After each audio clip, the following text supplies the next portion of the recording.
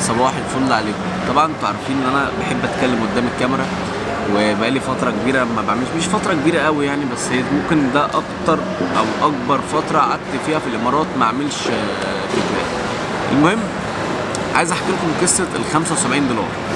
وانا جاي من مصر كنت محول 2000 درهم و75 دولار. طب 75 دولار دول كنت شايلهم في مكان يعني معايا، المهم وناسيهم خالص. فالكلام ده من فتره كبيره. فالفتره اللي فاتت كده كانت الدنيا ايه يعني مزنقه شويه الفتره اللي فاتت كده، فانا كنت ناسي حوار ال 75 دولار خالص، يعني كنت ناسيهم، يعني ناسيهم حرفيا. فكنت كل ما اتزنق مثلا في فلوس وافكر ان انا معيش فلوس خالص والفلوس اللي معايا خلصت، وانا من الصعب جدا ان انا بطلب فلوس من حد يعني عامه. يعني انا ممكن اصرف من مصر من البيت عندي وبتاع، بس يعني المهم الدنيا بتمشي يعني. المهم كل ما اجي اتزنق اقول خلاص انا معيش فلوس والفلوس اللي معايا خلصت وبتاع، افتكر ال 75 دولار. سيبك بقى من كده، يعني هو كرم ربنا يعني كبير الحمد لله، بس الفكره ان انا ما كنتش عايز افك ال 75 دولار دولت غير لما انزل مصر، يعني افكهم في مصر.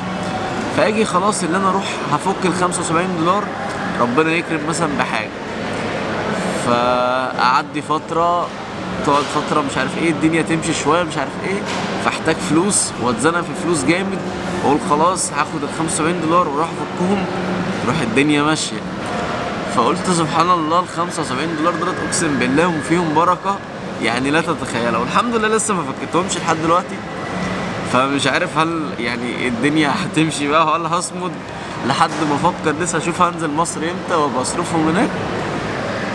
بس يعني انا عارف انت اللي هو ايه، اللي هو ساعات انت بيبقى في حاجه انت شايلها على جنب وربنا بيبعتها لك في الوقت الصح، فدايما يعني سيبها على الله، ما تخافش.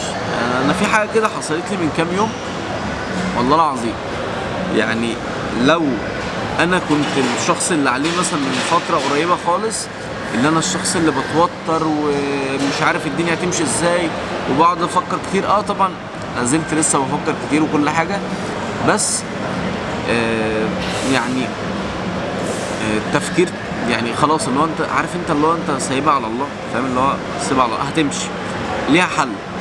فكل حاجه في الدنيا ليها حل، وخاصه اي حاجه ماديه. طبعا يعني ربنا يبارك في الصحه، وربنا يبارك يعني في صحتنا ويدينا الصحه ويقدرنا وكل حاجه، بس اي حاجه ماديه بتروح وتيجي، فكل حاجه ليها حل.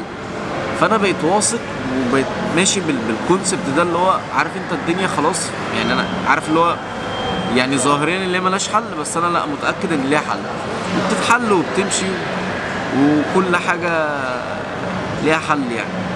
بس وده فيديو كان سريع كده، وان شاء الله باذن الله استنوا الفيديوهات اللي جايه، واللي جايه احسن. صباحكم زي الفل.